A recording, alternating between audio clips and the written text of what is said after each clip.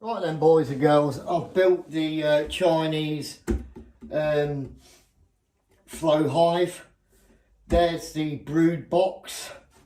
You've got a bit of a gap just here for the entrance for the bees to get in. Got handles on each side. It's nicely waxed, the whole thing, and I do believe it's supposed to be cedar wood, so quite good to keep outside. So yeah, it's all fitted together nicely. There's all your dovetail joints.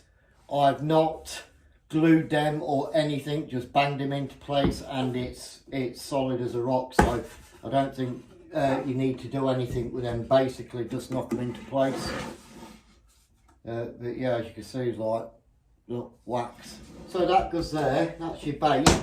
There is a bottom part, but I've already situated that somewhere. I'm going to show you where I'm going to keep it. Keep the beehive. You'll find that quite interesting. There's the queen excluder. It goes on top of the brood box. Now, I've been watching a lot of videos on beekeeping on YouTube, and some of them do say not to use this bamboo type one. Although the spacing does look pretty good, they recommend getting the metal one, which is a lot thinner, obviously. So I might do that, to be fair. I might do that. So that goes on top of your brood box. Then you've got your super, which goes on top of that. Like so, that's all made up. I'll give you a close up of it anyway. One thing I'm not quite happy about, I know the weight of all the honey and everything will keep them together, but I just don't like this idea how they're easily knocked out of square. So what I might do is run some 2x1 or some pine architrave down there, so I can basically, when I put them on, it's in perfect place and it's not going to move. I might do that, so I'll show you that as well. But yeah, there's your view windows. Well, that's quite good. So I've done them on both sides, and when you put all your flow racks inside there, that's your cover for that, and that's nicely cut as well.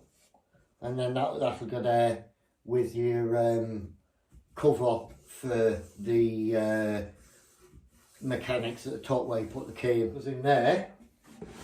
Right, so, but I'm going to have to do something about this. Me personally, I can't be doing with that. Spending time pissing about, getting it level. Then you've got your mesh that goes on top. There is a bit of a lip there, which actually just makes it sit nice on there. This one's not 100% a snug fit, but that goes on there. That stops your bees coming through. This is not much good if you want to put a feeder on the top. So I don't know what I'm going to do yet. I'm either going to modify that so you can put a feeder, and that I forgot what it's called now, like fondant, is it? Fondant mix of icy sugar and stuff. So that's for ventilation when the roof goes on, but you can't get your feeders on there. That's the only problem. So it's easy enough to do. Just cut a square piece of ply, a circling, and then you can get your feeders and your fondant there. So you could just swap between the two, which might be an idea, I don't know yet. And then you've got your roof, especially if you're going to put it outside, that fits on top of there, like that. Now then, you might notice I've got no overhang on this roofing system just here. It's supposed to overhang a bit. Whether you can see that or not. But you can see there's no overhang there. Whereas if I turn it round,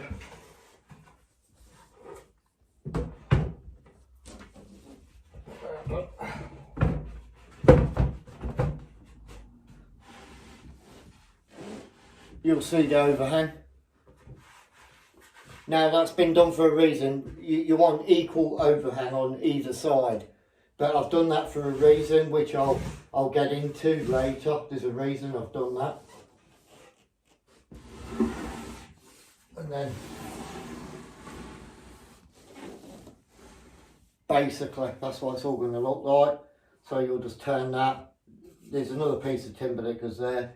You turn that, take that out, and you can get it your honeysuckers there. That's a beautiful fit, that is. Beautiful fit.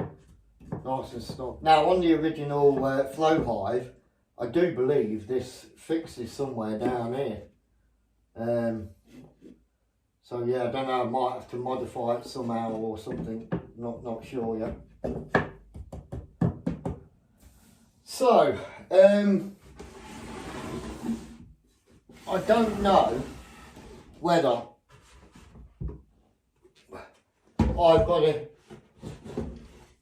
an issue with this one. I think there's something wrong somewhere.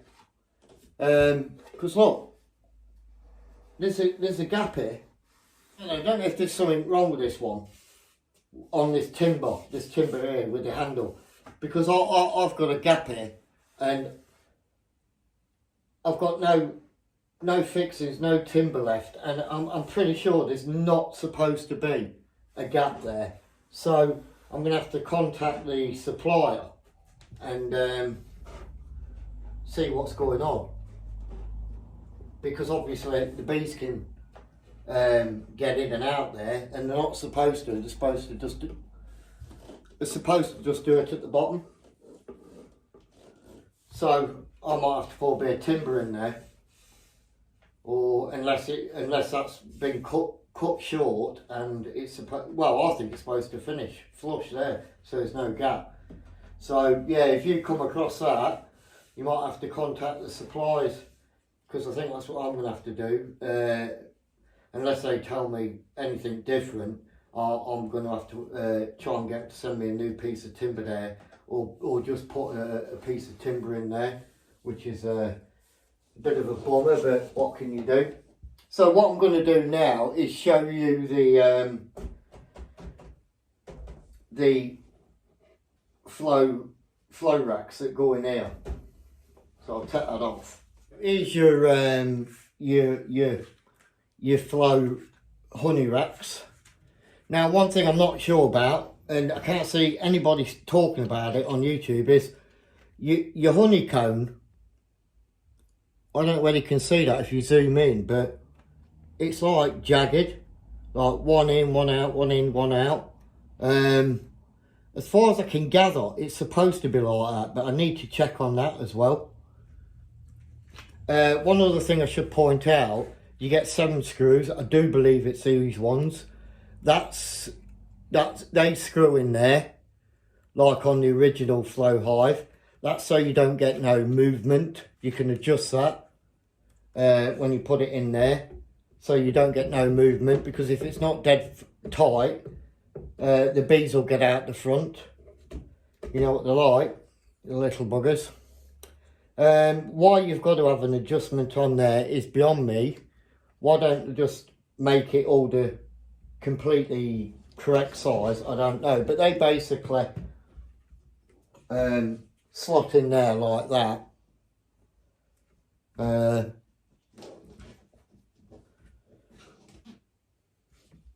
Yeah, they basically slot in there like that, and that screw there just keeps it solid, look, so it don't move around. Look. That's what you got to make sure of there, so it don't move around. So they basically fit in there. One thing I should point out, you want a pair of pliers. That's where your tube goes in to take your honey out, right? That way you can see that. But that's where all the honey flows all the way down there. And that's your adjustment. And this is where you put your key in. So you've got, I can't get this out now, I don't think. Yeah, you can, look, you get them out, look. So there's one, I can't remember which one it is now. There's the top, the key goes in the top one and the one underneath. And one separates the cone and one puts the cone back afterwards. So bear that in mind. There's 2 slots. One separates the cone and one puts it back up when you've done. So remember that. Because you don't get told a lot of these things on YouTube. They don't tell you everything about like these adjustments here and what the key's for. 2 slots. Separate the cone and put it back to where it originally was. So they all go in there like that. I'll just put them all in. And they all fit in perfect, look. And these are for pulling them out, look. They're a bit crap, they are, I think, personally. They're alright. I mean, I do believe you can get like a cramping thing that grabs hold of it and pulls it out in one go. I'm pretty sure you can. But I am completely new to this beekeeping game.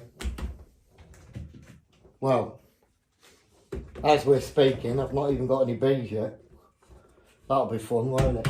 But yeah, they all fit in there like that. There's 7 of them, and if I remember right, watching the guy on Flow Hive, the original, you get about 6 small jars of honey out of each one. Let's try and get this that's it, there you go.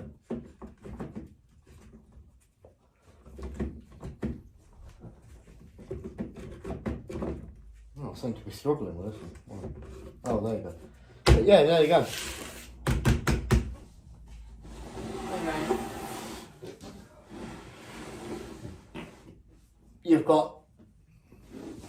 You've got a cover that goes over there, and there's your cover, and then you just take your cover off, and there's all your goodies there. But if you don't have them adjustment screws in the back of these, the gap will be too big down here, and the bees will get out or start coming in that section just there. But yeah, 225 quid I paid for this. Yeah, I think it's quite good. It's quite well made. It's not 100% perfect, but it is fairly well made and easy to access your honey there when it's ready. Obviously these all want to be full, completely full before you start draining it off, and that's where your key goes in, just there. I'll do a separate video show you how to do that. But yeah, and that goes back on there, fits in beautiful, that does. That'll go there, that holds the other covering. Then your screen goes on top of that, and the roof goes on top of that. But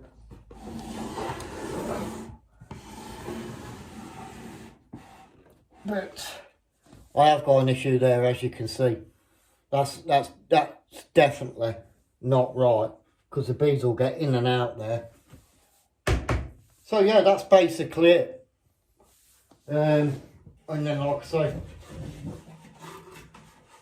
your roof goes on top, and if you are using a liquid feeder or the fondant, and you add just the timber, not the mesh there, with a hole in the middle, you can put it in the middle and then just put your roof back on and leave them to it. Obviously they don't want access to this roof space, they're obviously vent holes for the mesh, aren't they? Like I say, that this overhang is equal if you're keeping it outside. Again, ventilation at the bottom, and that will go all the way through the hive, apart from that obviously, through the vent and out here. But yeah, that's basically it. But what I'm going to do, I'm going to have some timber going down here, so I can just drop it in, join the timber onto this bottom brood box, and then all this will just sit in the groove, and it's not getting it that. Do you know what I mean? I can't be doing that personally. But yeah, there you go. Happy days.